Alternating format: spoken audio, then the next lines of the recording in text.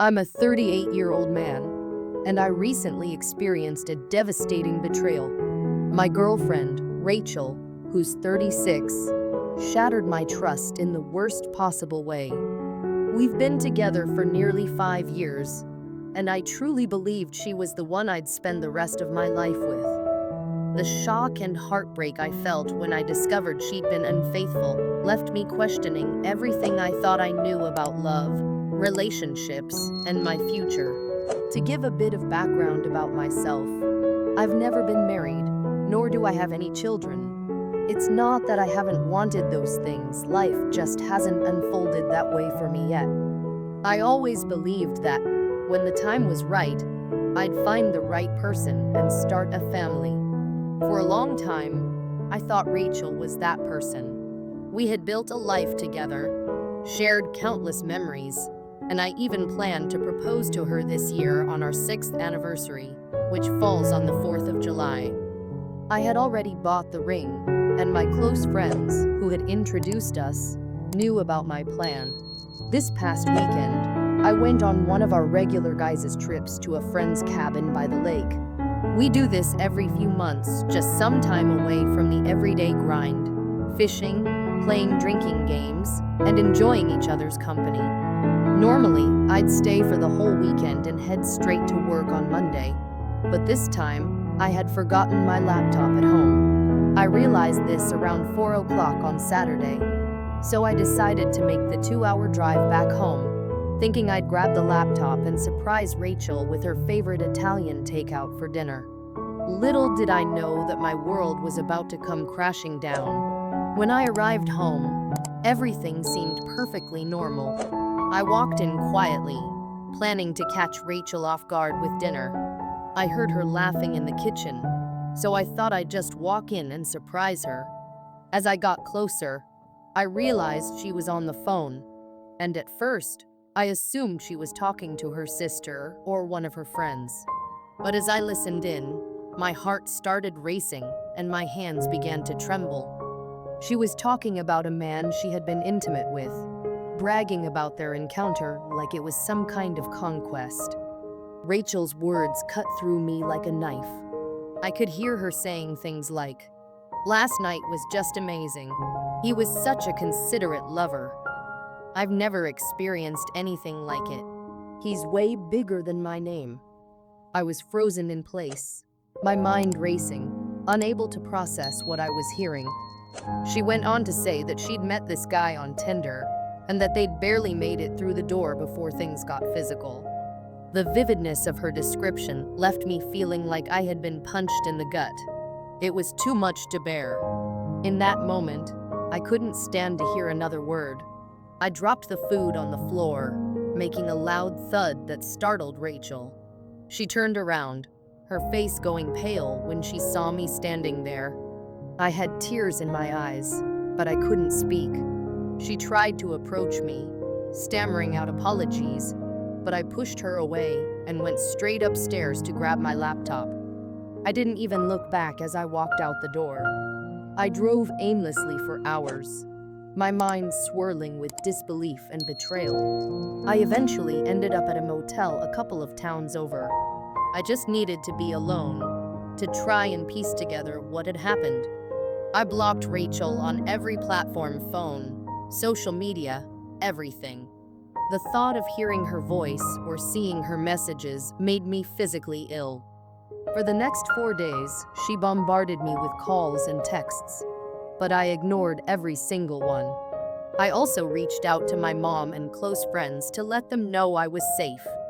My mom was particularly concerned, as she had always envisioned Rachel and me starting a family together, and she knew how serious I had been about proposing.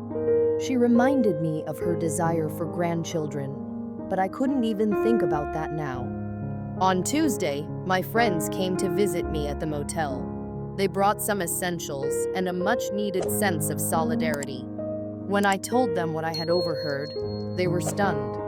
None of them had suspected anything like this from Rachel. They asked if I had noticed any signs before, but honestly, there hadn't been any. Rachel had always seemed loving and committed to our relationship. It was like she had turned into a completely different person. After we talked, we spent the evening at the motel bar, trying to drown out my sorrows with shot after shot. I'm not proud of it, but I needed something to numb the pain. My friends' wives were calling them throughout the night, concerned about where they were, but they stood by me and reassured their partners that everything was fine. I felt guilty dragging them into my mess, but they insisted that I wasn't alone in this. The following week, I arranged for one of my friends to check on the house while Rachel was at work. She had taken Monday and Tuesday off, likely trying to figure out where I was. But by Wednesday, she was back at her job.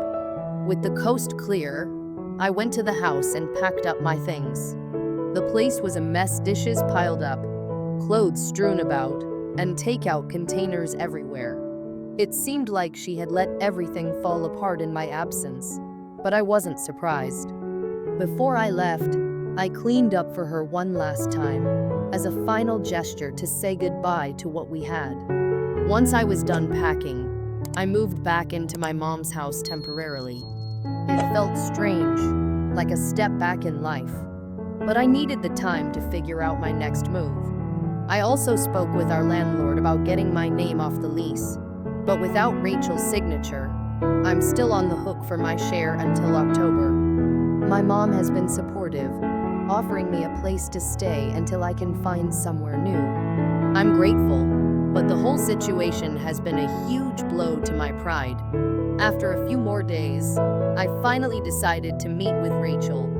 She kept begging to talk, and I figured it was time to get some closure. I suggested we meet at a bar downtown, and I insisted that one of my friends join us to keep things civil. Rachel wasn't happy about the arrangement, but she eventually agreed. On Friday night, Rachel arrived at the bar, and it was clear she had been crying. She tried to make small talk, asking how I'd been, but I cut her off. I told her I had a list of questions and that I wanted straight answers. Her eyes welled up with tears as I asked her how long this had been going on. She initially insisted that this other guy was a one-time thing, but I wasn't buying it. I told her I knew we were done and just wanted to hear the truth so I could move on. After a few minutes of back and forth, she finally broke down and admitted that she had been cheating on me for the past 2 years. Every time I went on one of those guys' trips, she would meet up with someone new. She said she had been convinced that I was probably cheating on her, so she decided to have her own fun. I couldn't believe what I was hearing. She tried to frame it as a way of protecting herself, but to me, it was just a flimsy excuse to betray my trust. I told her that her actions had shattered any hope of reconciliation. I couldn't unhear what she'd said on that phone call, and I couldn't forget how she had made me feel. I left the bar that night with a sense of finality. I knew it would take time to heal, but I also knew that staying with Rachel would only prolong my pain. In the days since, I've been trying to rebuild my life, piece by piece. My friends and family have been incredibly supportive, reminding me that I deserve better, and that someday, I'll find someone who values and respects me. It's hard to believe that now, but I'm taking it one day at a time. For now, I'm focused on moving forward, even if it means starting over from scratch. And maybe, just maybe, I'll learn to trust again someday. Update to a relationship broken by betrayal. Hey there, fellow Redditors. I wanted to take a moment to thank each of you for your kind words and support through this difficult time. It's been a roller coaster, and I honestly never thought I'd find myself sharing such a personal story on here. But reading your comments has given me the strength to keep going, and some things have happened since my last update that I wanted to share with you all. Nothing too thrilling, but it's worth sharing if you've been following my story. So, after everything that went down with Rachel discovering the betrayal, confronting her, and ultimately ending things, I've been trying to put my life back together, piece by piece. If you remember, in my last post, I told you about the ring I had planned to propose with and how I revealed it to her during our confrontation. She had started crying, begging for another chance, but I couldn't bring myself to forgive what she had done. I told her I would always love her, but we were over. That was that. No more Rachel at the July 4th cookout since then. Rachel has been messaging me non-stop, trying to reach out and apologize, but I decided it was time to cut all ties. I blocked her on all platforms, and as far as I know, she has no way of contacting me now. It's been tough, but I needed to do this for my own peace of mind. I found out that Rachel is no longer invited to the July 4th cookout, so I'm free to attend without worrying about any awkward or painful confrontations. The wife who hosts the cookout is a good friend, and when I spoke with her earlier this week, she told me that Rachel had tried to justify what she did by claiming it was just a one-time mistake. She wanted me to hear Rachel out and consider talking things through with her. But I told her the full story, the truth about what had happened over the past 2 years. When I laid it all out for her, she was shocked. She immediately called Rachel, who confirmed everything I said. My friend was absolutely livid with her and told Rachel it would be best if she didn't show up at the cookout, given what she had done to me. She said it wasn't fair for me to have to deal with seeing her there after everything. It was a huge relief, knowing that at least I wouldn't have to face Rachel in front of all our friends. Facing the truth and moving on after that, my friend apologized to me, saying she had no idea the extent of what had happened and that she never would have pushed me to talk to Rachel if she had known. I told her there was nothing to forgive, that none of this was her fault.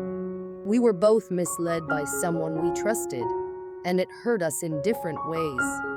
It's been a strange feeling, knowing that other people are grappling with the same sense of betrayal, even if their relationship with Rachel is different from mine. As for the mystery of who Rachel was talking to on the phone during that fateful confrontation, I can only assume it was her sister. I've reached out to her sister a few times, hoping to get some answers, but I've received radio silence. No texts, no calls, nothing. Her mother did call me though, asking if there was any way I would reconsider ending things with Rachel. She sounded genuinely distressed, saying Rachel was heartbroken and regretted everything. But I had to stand my ground. I told her that it just wasn't possible to go back after everything that happened. There's a line you can't uncross, and Rachel crossed it. Getting back to my routine, I went back to work this week after taking some time off to clear my head. It was good to dive back into my routine, keeping myself busy with tasks and deadlines.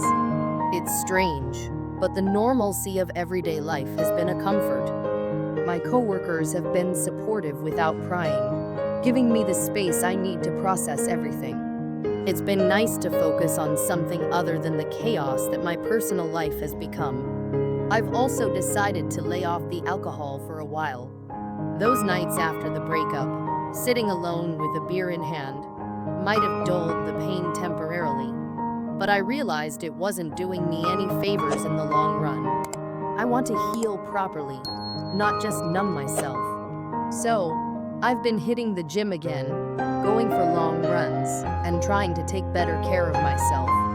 It's been helping, even if it's a slow process. I know my liver will thank me for it, and I hope that I can start feeling like myself again sooner rather than later. Reflections on the past and future. Looking back, it's hard not to wonder how things went so wrong. I truly thought Rachel and I were building a future together. I had planned to propose to her at the very place we met, surrounded by our closest friends, in a moment that was supposed to symbolize how far we'd come. It's tough to accept that the person I was ready to spend my life with was hiding so much from me. But maybe that's just life, messy, unpredictable, and sometimes incredibly painful. All I can do now is try to learn from it, even if it's a lesson I never wanted to learn. One thing that's been weighing on me is the idea of trust. It's going to be hard to trust someone again after this, to put my heart out there knowing that it could be crushed. But I also know that not everyone is like Rachel, and that there are good people out there who value honesty and commitment. It's just going to take time for me to believe that again.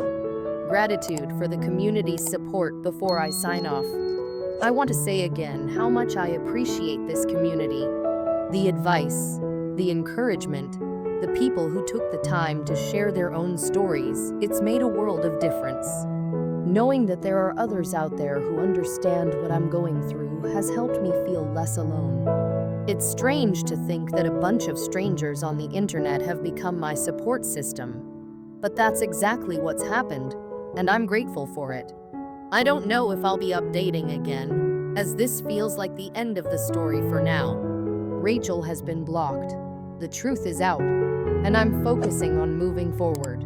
But if anything new comes up, if I find out more about who she was talking to that day, or if I have a major breakthrough in my healing journey, I'll be sure to let you all know. Until then, I'm just taking it one day at a time, trying to find a new normal without the person I thought I'd spend my life with. Thank you again, Reddit. You've been a light in a dark time, and I won't forget it. It all started when my wife began staying out late more frequently.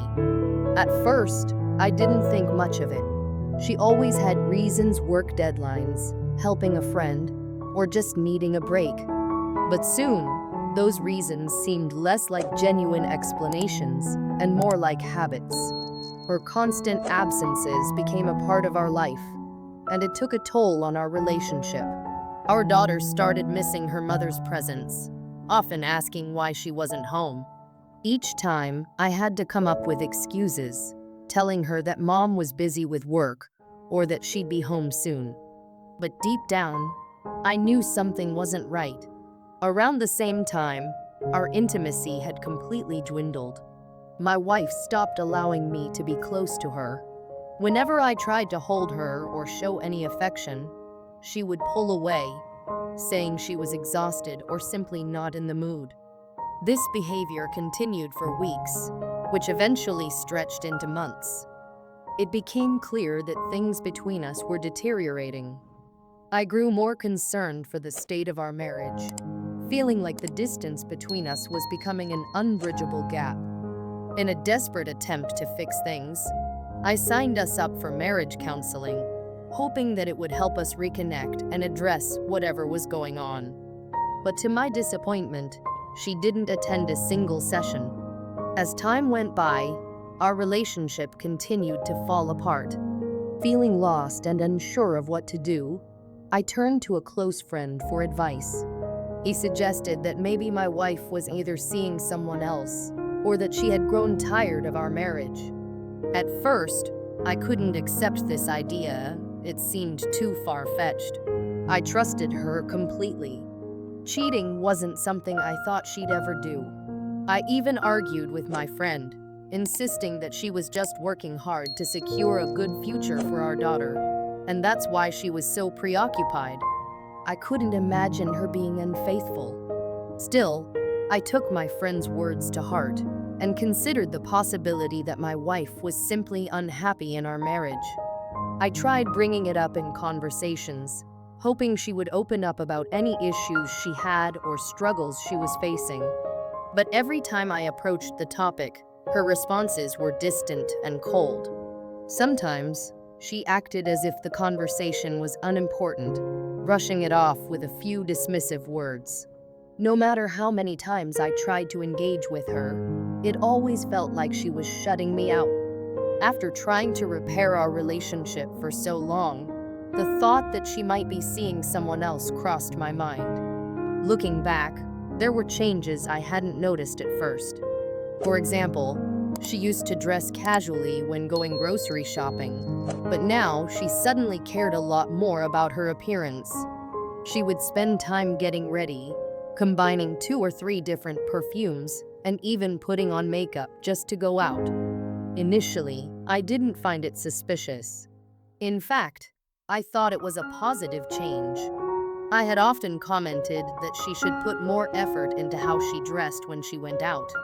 So when she started doing just that, I believe she was finally taking my advice. Then, one evening, something happened that made me question everything. My wife was playing with our daughter in the living room, and I was in the kitchen preparing dinner. Her phone rang, and instead of answering it in the living room like she usually would, she quickly grabbed it and rushed outside. This was strange. She had never left the room to take a call in all our time together. Curious, I left the kitchen and followed her to the doorway. I didn't step outside, but I could hear parts of her conversation because she had left the door slightly open. I couldn't make out everything she said, but her tone and the way she was speaking made my gut twist. When she came back inside, she acted as though nothing had happened, playing with our daughter again, and then turning to me to ask about what groceries we needed. I mentioned a few items, and she made a list. She then said she'd go get them since she had some free time. But her behavior felt off, her body language was tense, and she seemed in a hurry. I watched as she went to our room to shower, change into nicer clothes, and put on some light makeup before heading out. It was unusual because we hadn't shared any real connection or conversation in months, yet she seemed so eager and cheerful about this grocery run. As soon as she left, I decided to act on my suspicions. I asked our neighbor if his older daughter could watch our child for a little while, and he agreed. Then I drove to the grocery store I knew she frequented. I parked outside and waited, unsure of what I might find, but needing to know the truth. Just as I was about to get out of the car to see if she was genuinely shopping, I saw her through the glass storefront. She wasn't alone. She was walking out of the store with a man. They looked comfortable with each other, her arm wrapped around his waist and his hand resting on her shoulder. It was already evening, and the lights inside the store made everything clearly visible. My heart pounded, and anger surged through me. I couldn't believe what I was seeing. Without thinking, I rushed into the store, unable to contain my emotions. My wife froze when she saw me. She looked like she had seen a ghost. I didn't confront her right away because, deep down, I knew our relationship was over. Instead, I turned my anger toward the man she was with. I shouted at him, creating a scene. People gathered around, some even recording the confrontation on their phones, but I didn't care. I felt completely betrayed. After everything, the man's employer found out about the affair, and he lost his job. My wife came home that night, crying and begging for my forgiveness. She confessed that she had thought she could keep it a secret and then come back to me as if nothing had happened. Her words cut deeply, making the pain even worse. I couldn't forgive her, not after what she had put our family through, so I told her to leave. That night, she went to stay at a friend's place. I later learned that she had been seeing this man for over 6 months while I was completely in the dark. All those times she claimed to be working late or covering for a friend, she had been with him, leaving me to take care of our daughter alone. There was no saving our marriage after that. We divorced, and I won custody of our daughter. It made sense since she had hardly been around for her anyway. Now, more than a year later, the pain still lingers. The disappointment hasn't fully faded, and I'm not sure if it ever will. My main focus is on raising my daughter, being the best father I can be, and teaching her the importance of loyalty and faithfulness in relationships. I want her to grow up understanding how much trust matters, so she doesn't make the same mistakes her mother did.